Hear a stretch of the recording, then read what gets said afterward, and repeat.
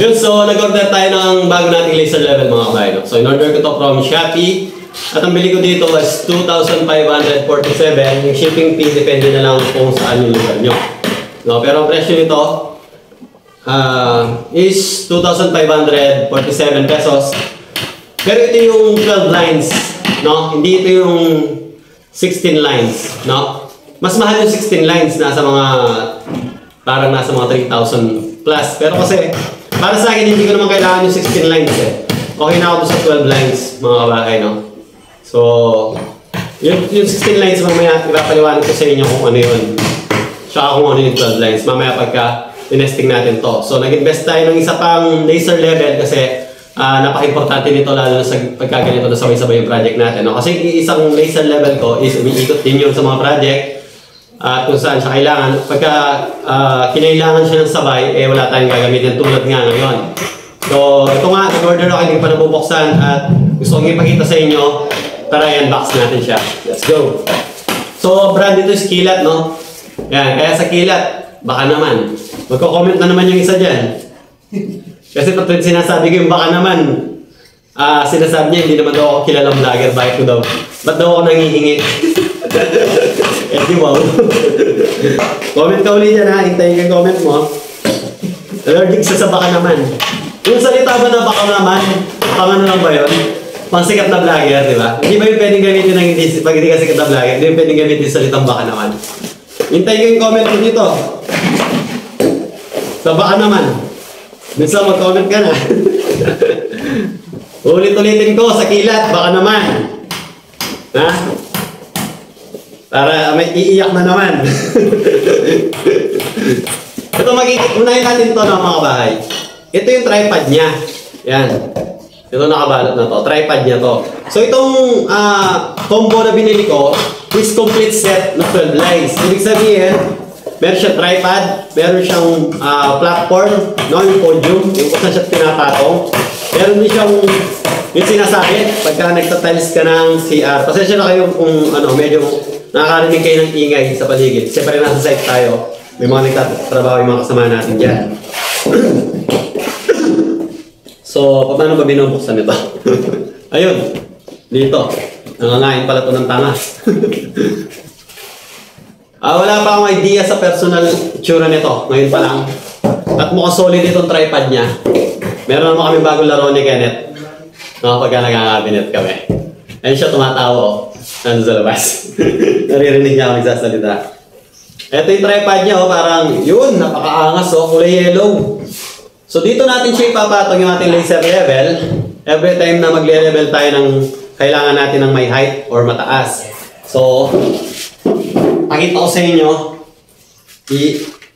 sasagad natin yung okay. So ito na yung sagad niya. Yan. Kaso baka nagpas ako sa camera, nakababa yung camera ko. Wait lang mga kabahay. Pakita ko sa inyo lang muna to. Maganda siya. Ayan siya. Ewan ko lang kung kita ng buko. Dito, ayan. So meron siyang thread dito, may bubble din siya. Yung bubble na yan para sa, para sa level yan, no? Yung level bubble niya. So ito yung tripod niya. At saka meron din siya palang adjustable dito. Ayun. So tingnan niyo mga kabahay, oh. So pagka hinihila niyo yung levelasyon niyo is kailangan maging accurate kayo doon, meron kayo nahabol na guhit. Kunyari, may guhit ako dito sa pader, yung lapis. Pagka kailangan kong habulin yung guhit na yun dito sa level, yung tinatamaan ng laser, iikot lang natin yan, ayan. Ito yung adjustment niya, no? Mga siyang ganyan. Siguro nasa mga 30 cm yung inaangat niya. Okay? So ayos to. Kaya pinili ko yung complete set dahil dito. Sigurado, bibili pa ako ng isa niyan mga kabahay, no? Pagka nasubukan natin itong quality ni Kilat. Kasi yung isa natin na laser level is sponsored lang yan by Banggood, no? Sa nakapanood ng vlog ko, in-sponsor lang sa atin yun ng Banggood. Yung Banggood is isang company sa China na parang Lazada, gano'n, or Shopee. So ito na yung Kilat, meron siyang bag. Alright, buksan na natin. No, wala na ako nakitang ibang box na kasama niya. So ibig sabihin ito na yun. Ito na mismo yung unit. Pero bago yun, tingnan muna natin yung mga accessories niya. Ito yung kanyang charger. Kung di ako nagkakamali, 5 watts. Ito naman, ito yung kanyang platform. Tingnan nyo mga kabahay. Yan. Ayan, tingnan nyo. Pagka naman, mababa lang na level ang kailangan nyo, hindi nyo na kailangan itong tripod. Tingnan nyo to. Ayan, ito naman ang kailangan nyo. Sa adjustment nung level natin. So, ito yung kanyang platform na adjustable. Okay? Ito naman, ayun. Isa pa tong ginagamit na kanyang platform o patungan. No? Minamount ito sa laser level. Ito naman, adjustable din yung paa. Kasi pagka pinatong nyo naman siya sa isang surface na hindi pantay o bako-bako, pwede nyo itong gamitin kasi adjustable itong mga paa niya. So, ganyan siya. At ito naman, itong knob na to, para ito sa adjustment nung yung hulog niya kung gusto nyo adjust ito yon kasi iikot-ikot yung inyong laser level dyan. So, ito yung kanyang dalawang patungan. Then, hanapin natin yung sabitan. Kasi meron sabitan yan eh. Ito yata yun. Ikutin natin. Yun. Okay. So, magnetic pala siya. Sa palagay ko magnet ito. Sandali. Ayaw dumikit. Baka hindi makakalito. No? Yun. So, tama ako. Magnet siya. Magnet itong dalawang to. No? Ngayon, ang tanong, paano mo ito yung mga magnet kung halimbawa, surface na didikitan mo is concrete? Baka mayroon siyang minamount na kasama. Hanapin natin yan. Okay, wala akong nakita. Ito, ano ba to? Extra battery. So, kung wala kang ganun, paano mo kaya siya isasabit, ano? So, siguro, kuha na lang tayo ng metal plate.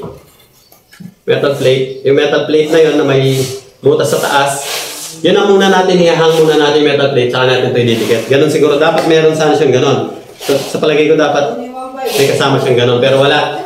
So, ganun na lang gawin nyo. So, ito yung kanyang, itong ano na yan, mamaya papakita ko paano yan sinasabit. So, meron din siya remote control. Itong remote control niya is, pagka halimbawa lang, gusto mong i-on or off na nasa taas ka gumagawa. So, nasa bulsa mo lang yan, no? Pwede mo siya makontrol sa remote control. Ito naman, ano ba to? Ito naman, hindi ko to alam. Mamaya natin malalaman kung ano to. Meron siyang dalawang extra battery.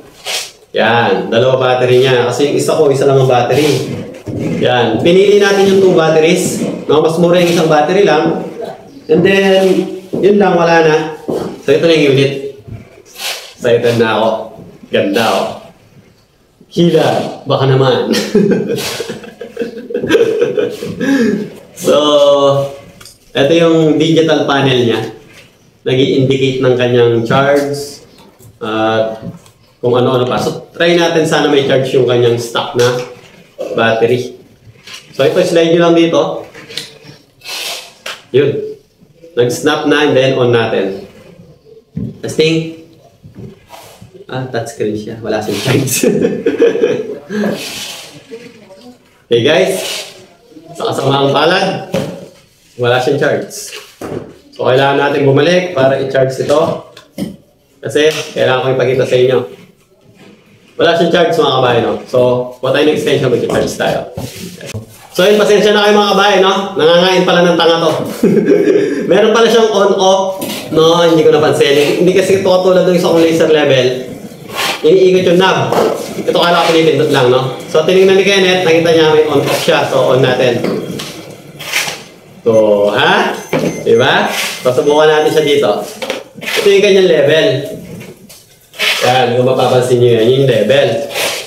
Tapos, tingnan natin yung horizontal ay. Yan, tsaka yung vertical niya. So, yan yun. Meron pwede yan sabay. Yan. Okay. So, ito yung tinatawag na 12 lines. Naka-open na lahat dyan yung lines niya. Ito kasing line na ito, bali, 1, 2, 3, 4. 4 lines. 4 lines na yun kasi umikot. Tapos itong paskwala niya is 4 lines ulit. So, 8. And then yung level naman niya, which is ito. Ito. 4 din na guhit ito. Paikot sa kwarto. So, kaya siya tinatawag na 12 lines. So, ano naman yung 15 lines? Kasi plus 4, no? 12 plus 4, 16. Yung mga 16 lines naman mga kabahay, kung nakikita nyo itong level na to, yung 16 lines, meron pa siyang guhit dito. Siguro after 15 cm, may guhit pa siya. Dalawa yung level niya. Kaya ako sinasabi na hindi ko na kailangan ng 16 lines, kasi para sa akin, hindi ko na kailangan yung isang guhit na yon. Kasi kung level lang pag-uusapan, ito lang magiging basihan ko, no? Hindi ko na kailangan maging dalawa pa. Okay? So, yun ang pagkakaiba ng 12 at saka 16 lines, no? Sa mga hindi nakakaalam, sana nakatulong yun. Ito naman yung adjustan ng kanyang height. Yan. Okay?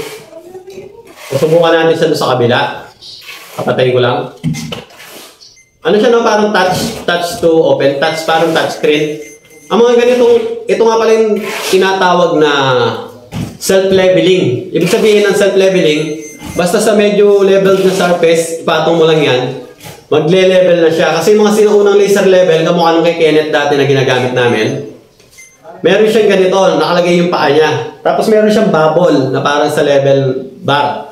So kailangan mong i-adjust itong paa na to para yung bubble mag-center at ma-level siya. Ganun yung mga sinuunang laser level. Pero yung mga modernong laser level ngayon, self-leveling na, parang podium, tawag ba itong pendulum. Meron silang parang pendulum sa loob na yun ang nagse-self-leveling sa kanila. Yung pendulum yung parang may pabigat, tapos may string na pag nilagay mo, nagse-center of gravity siya. So, basta yun, huwag na tayo magpapaka-scientist pa about doon. Ipapakita ko naman sa inyo paano pag nakamount siya rito, no? So, itong pinaka-bottom niya yung ilalim. O nga pala, pag itong mga self-leveling, nadidetect nila pag wala sila sa level. Kasi pagka tinanggal mo yan sa level, tutunog siya, mag-a-alarm siya. Tingnan nyo. Ayun. Yung tunog na yun kung naririnig nyo. Nag-i-indicate yun na wala siya sa level. So, kailangan bitawan mo siya sa level na surface. No? Hihinto siya. Pag huminto siya, ibig sabihin lang nun, naka-self-level na siya. Naka-self-leveling na yun. Gumana na. So, lagay muna natin to. Meron siyang thread sa ilalim. Yan. So, yan. Ang sinasabi ko na pagka bako-bako, pwede nyo i-adjust itong paa na to. Up and down. Itong tatlong paa niya. So, ito naman, ano itong knob na to. Ganito yan. Open natin muna ito. Yan. Ito. Tignan nyo itong guhit na to. Pag gusto ko itong, meron akong guhit ng lapis dito na sinusundan, gusto kong i-adjust para doon sa hulog niya. Ikot ko lang yan, no? Ayan, no? So, yun ang trabaho nito, mga kabahay, no? So, napaka-useful. Patayin muna natin. Yan, tanggalin natin. Yan. Ito, paano naman siya minamount dito? Ito naman ang gamit. Meron din siyang thread dito sa bandang taas. Ito nga pala, ini-indicate niya yung kanyang charge na yan, 95% pa siya. So, ito, iti-thread lang natin dito. Yan. So, yan. Oh. Yan. Tapos, yan. Isasabit natin siya, yahang. Ito naman adjustment nito para sa paganyan. Ito naman adjustment nito forward and backward. Yan, no? Patras, paaba, ayan, no? Ito yung makabante siya. Ito naman, pwede nyo siya paikutin. Kung saan nyo siya gustong umarap. Okay? So, nagiging useful ito pagka... Oh, ginit. So, nagiging useful ito pagka nagtatiles ka ng CR doon sa wall. Kung napapanood nyo sa mga YouTube videos na ginagamit ito ng mga foreigner, inahang nila ito, no? Napakainit mga bahay. Tanghali na, tanghalin tapat. So, kalagyan natin siya. I-mount naman natin siya ngayon sa tripod. So, parang alam ko na para saan yung bilog kanina ito. Para ito sa tripod. Ayun kasi malaki yung thread niya nakita ko. So, i-mount natin siya sa tripod. Una muna natin itong i-mount itong adapter niya na 1 port. 1 port kasi ito. Tapos ito yung malaking thread. So, lagay muna natin dito sa ilalim. Mauuna ito. Pag na-install na natin ito, saka natin ito i-thread dito. Napindot ko yung on. Ayan na. Ayan na. Napakaganda na yan. So, on natin lahat ng ating level. Ayan, no? Tignan nyo naman ito, mga bahay. Alright. Tignan nyo. Saka, napaka-sharp ng kulay nito, no? Yung quality ng lines niya, higit siya dun sa luma kong laser level. Napakalinaw, oh. Hindi nagiging ganyan kalinaw yung guhit ng isa kong laser level. So, very good yun kay Kilat. Napaka-goods nung kanyang guhit. Ayan, no? Ito yung kagandahan, meron siyang tripod. Talagang pinili ko may tripod. Matagal ko na kasing gusto magkaroon ng tripod ng laser level. Kasi tingnan nyo kung nangangabinet kami. Kung halimbawa yung shelves na i-level ko, yan o, akitin nyo lang yan, naakit lang yan, o bababa. Alright. So, review natin dito. It's all goods. Napakaganda. Ito nga pala yung manual niya. Ayan, sabi niya dito, laser level. 3D and 4D max light user's manual. Super brightness, nakalagay pala doon, no? High precision laser. Ayan, napakalinaw ng kanyang laser. So, sa mga kasama natin dyan, mag-invest kayo dito. Lalo na, pag nagsisiling kayo, nagka-cabinet kayo, tsaka sa tile, napakaganda nito. Hindi nyo na kailangan gumamit ng laser, ng level hose. Hindi nyo na rin kailangan gumamit ng hulog. Pagka ito ang gamit nyo, no? Kaya, masasabi natin na, worth it yung pag-invest nito. Yan. Sulit na sulit ito, yung pag-invest nito mga kabahay, no? So, ulitin ko, sa Shopee ko ito in-order. Doon kayo bumili yung order doon sa mismong official store ni Kilat. No, ma-advise ko sa inyo. Hanapin nyo yung official store nila. Sa halagang 2,547,